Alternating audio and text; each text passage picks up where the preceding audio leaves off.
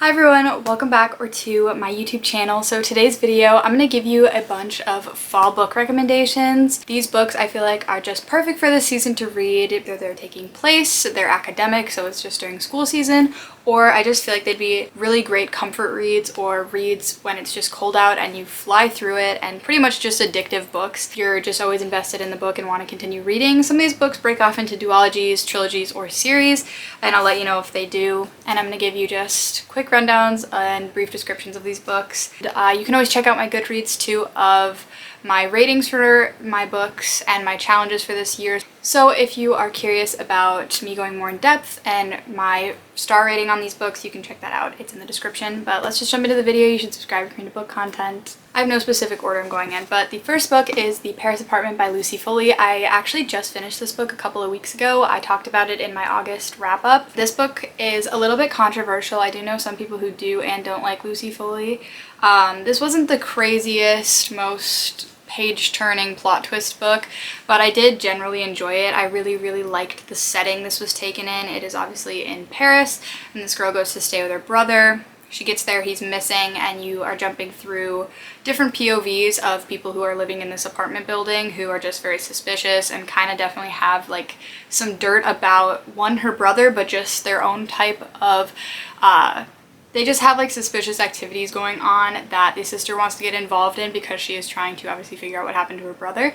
This just gives me such almost like the Batman vibes a little bit, just like always rainy late at night, got the black coffee going on, like just very mysterious and dark, and I really enjoyed that aspect about this. I think that's why I honestly gave this a 4-star rating. Then we have November 9th by Colleen Hoover. If you've not yet read this, I definitely recommend reading it in fall because this book takes place over the course of 5 years on November 9th, so you may not be into that if you don't like the aspect of just seeing the characters one day a year. I personally enjoyed this book. I actually gave this book 5 stars because there's quite a few plot twists in this, especially one, and I just think this was a solid read. Then we have Two Can Keep a Secret by Karen M. McManus.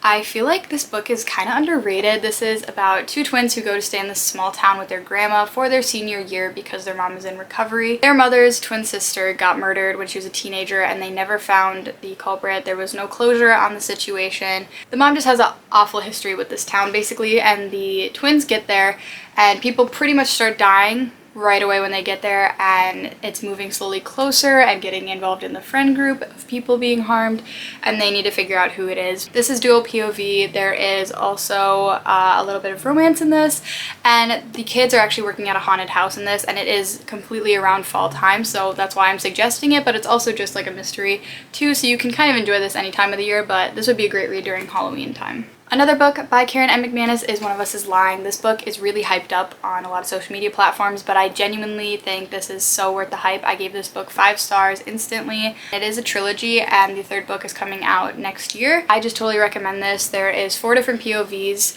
of these kids who were sent to detention. They all have very different vibes, and they're kind of like different stereotypes almost. You have the jock, you have the bad boy, the goody two-shoes, and the popular girl. A kid ends up dying in their detention room, so everyone's pointing fingers at these kids. They're all looking at them, and then you're going through seeing these kids being investigated and having to pretty much be on trial for the situation and being interrogated, but then they're also like dealing with like romantic relationships, friendships, sports, other kid things, and you see them all kind of start forming a friendship, and obviously they typically all wouldn't have become friends if the situation didn't happen, so you get to enjoy that. But I really liked this book, and I read that book very quickly. It was actually the first book I read getting into reading, so it has a special place in my heart. Then we have Twilight. Everyone knows what Twilight's about. I absolutely love the movies, and I wanted to dedicate myself to the book. I have a Twilight reading vlog if you're interested in watching it and seeing my opinions on it, because I wanted to make it to kind of document how I felt about the book in comparison to the movie, since I am such an avid Twilight fan.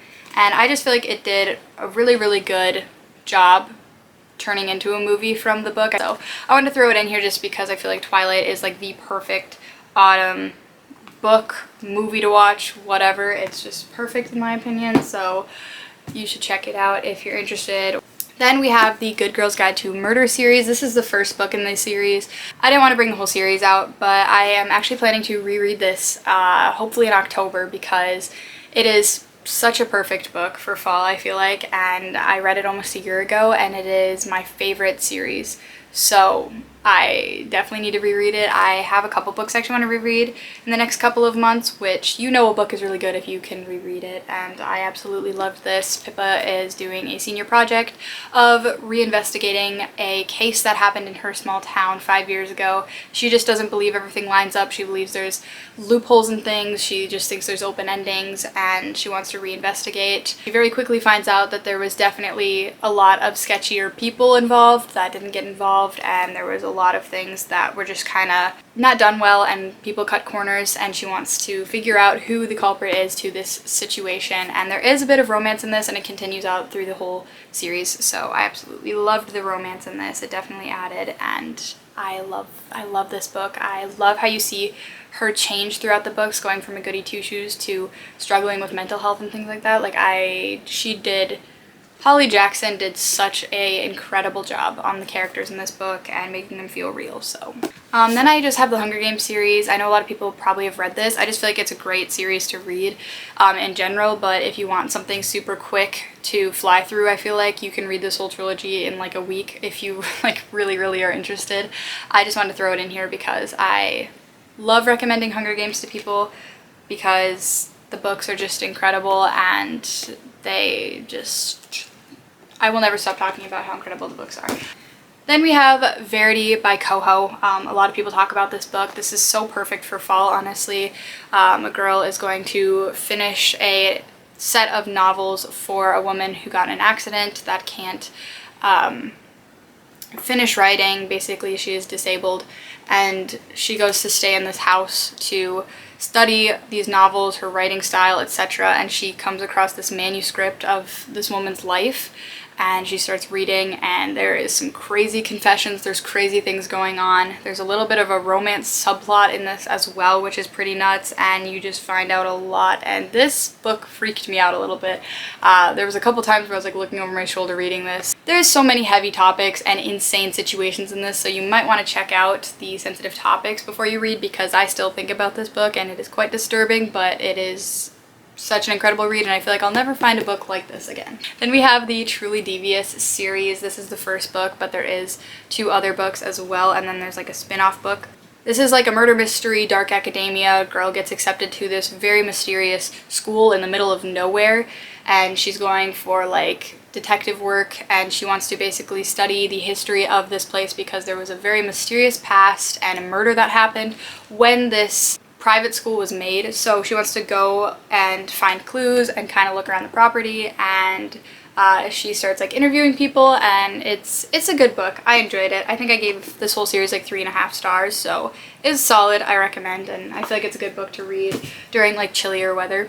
Then we've got the Shatter Me series. This also doesn't necessarily take place in fall. It's just such a quick series. You get so attached to the characters, and I feel like you always want comfort in like fall and winter, and I just feel like you get so attached to everyone. You're so invested in the plot, in my opinion, and I just really like how everything is set up, and I love her writing style, and I like the novellas because then you get everyone's point of view for the main characters.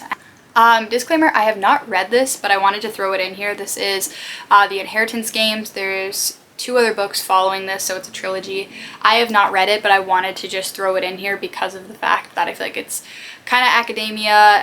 It's like a mystery kind of. There's a lot of riddles and puzzles, and this girl has to go stay with this mysterious family for a year to get this inheritance. And there's a little bit of a romance subplot that I know that goes throughout, but it just seems like a great fall book, and I definitely want to get to it soon. So if I don't like it or this book sucks for some reason, don't blame me. I just wanted to toss it in here if you've never heard of it or you're interested in reading, because I have heard really good things about this, and I'm sure I'll love it, but I can't say too much about it yet because I have not read it. Then we have Love and Other Words by Christina Lauren. This is like just the all-around perfect book for any season, but it's such a comfort book. It is like a second chance romance book, like losing each other and then making it back to each other, and you just get to like go back and forth from the past and the future of how their relationship has changed, and you try to figure out what happened to why they didn't talk for 10 years, and it was so good. There's texts in this book if you like text message tropes, but it was just so good, and I would go into this without reading too much into it because that's what I did, and I felt like I enjoyed the story more, whereas if I like read a bunch of descriptions about this book. But I loved this, and it was so comforting, and I just feel like it is perfect. Those are all of my book recommendations. I didn't want to make this video too long, and I also want to let everyone know that a lot of these books do break off into trilogies or series, so you can read more into those if you're interested in any of the books that I mentioned today. But I really hope you guys enjoyed the video, and let me know what you are reading this fall and what you've read so far this fall, and I will see you guys all next time. I love you very, very much. Bye.